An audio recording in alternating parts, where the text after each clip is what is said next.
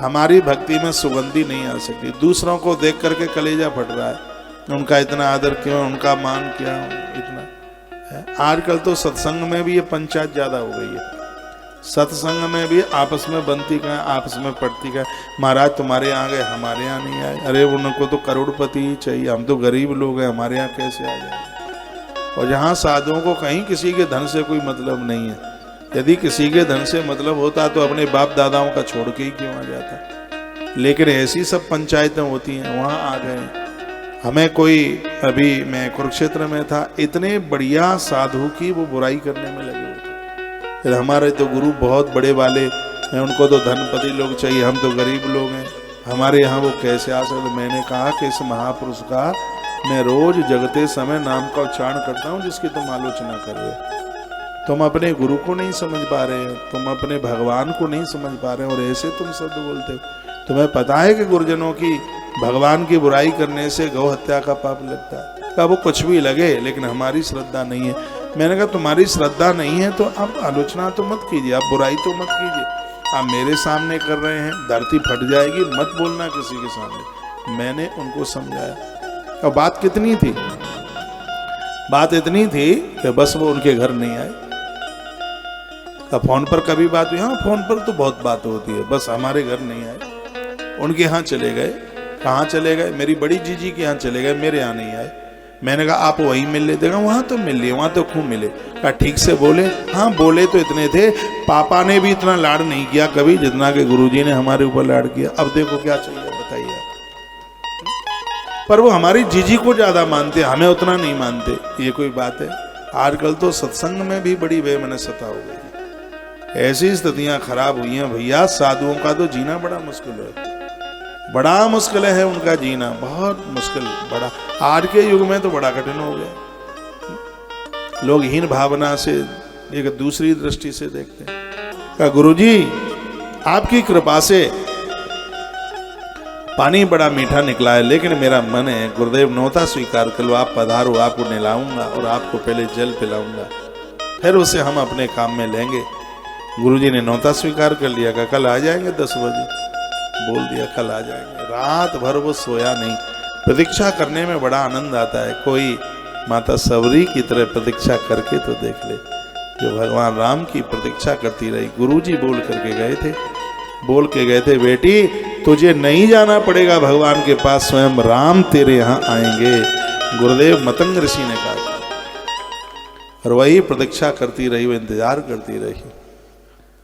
हाँ सबरी माता, मेरी झोंपड़ी के भाग आज खुल जाएंगे, राम आएंगे। रोज कहती थी ये खिलाऊंगी, ऐसे पाम दबाऊंगी, चरण धोऊंगी, रोज ऐसे ही बोलती थी, रोज गुनगुनाती रहती थी, पेड़ों से बात करती थी। प्रतीक्षा में बहुत आनंद है, परीक्षा में आनंद नहीं है, प्रतीक्षा में आनंद है। तो रोज वो इसी कामना में थी भगवान आएंगे। तो प्रतीक्षा में तो बहुत आनंद है। कभी किसी की परीक्षा नहीं, प्रतीक्षा करके देखो, प्रतीक्षा करके देखो। ये तो अयोध्या के लोग मिल जाएं, उनको पूछ लेना उन्होंने 14 वर्ष राम की कैसे प्रतीक्षा करी है।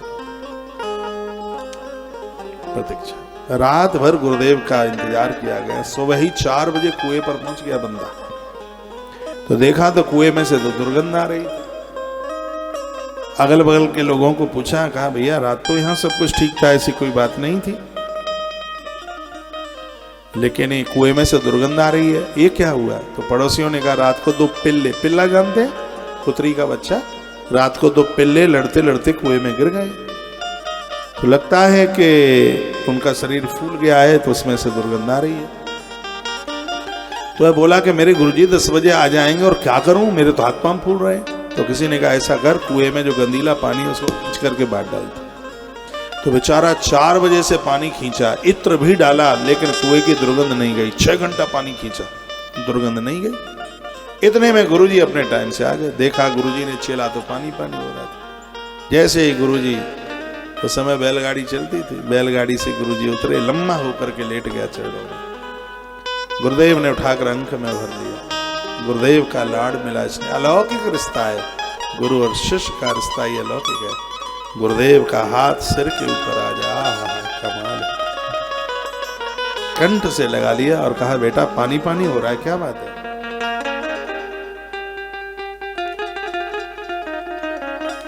कहा गुरुदेव क्या बताऊं, कल रात्रि को 2 पिल्ले लड़ते लड़ते कुएं में गिर गए, शरीर फूल गया है, कुएं में से दुर्गंध आ रही है। 6 घंटा पानी मैंने खींचा कुएं से, लेकिन कुएं की दुर्गंध नहीं गई। गुरुजी ने कहा बेटा जिंदगी भर तू पानी खींचता रहेगा तो भी कुएं की दुर्गंध नहीं जाएगी।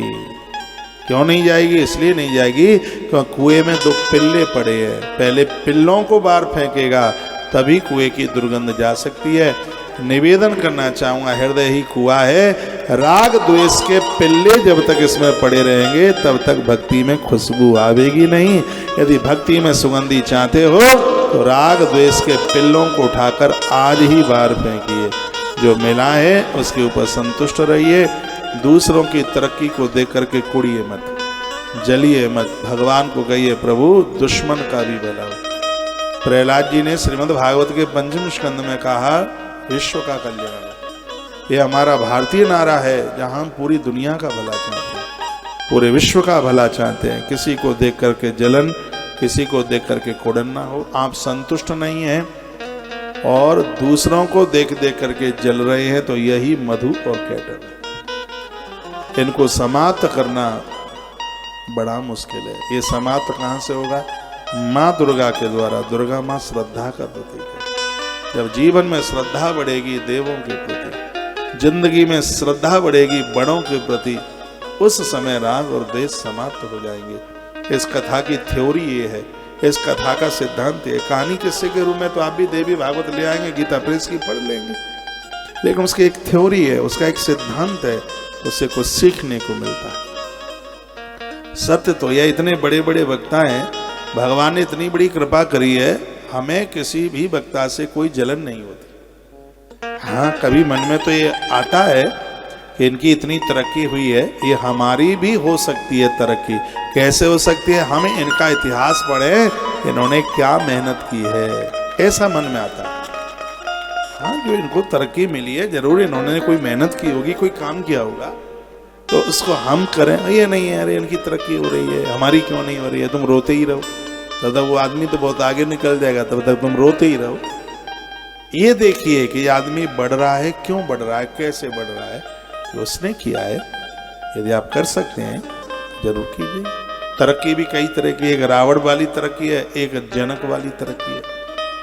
रावण वाली तरक्की में कलह पैदा होता है और राजा जनक की तरक्की में शांति प्रकट होती है, सीता शांति है। जब जीवन में शांति चल करके आवेगी तो वहां तो कोई महात्मा, कोई गुरु विश्वामित्र राम को लेकर के आ ही जाएगा, भगवान को प्रकट करने। ऐसा जीवन में काम करना जिसमें जानकी प्रकट हो, यानी शांति प्रकट हो। ऐसा काम करना ही नहीं है जिसमें शांति नहीं है। और जब जीवन में शांति होगी तो परमात्मा अभिमान का धनुष तोड़ करके तुम्हें अपना रिश्तेदार बना लेंगे, तुम्हें अपना संबंधी बना लेंगे। ऐसा काम करो जिसमें आप मुस्कुराते रहो। ऐसा मुझे कुछ महात्मा बहुत अच्छे लगते हैं, मुस्कुरा करके बात करते हैं।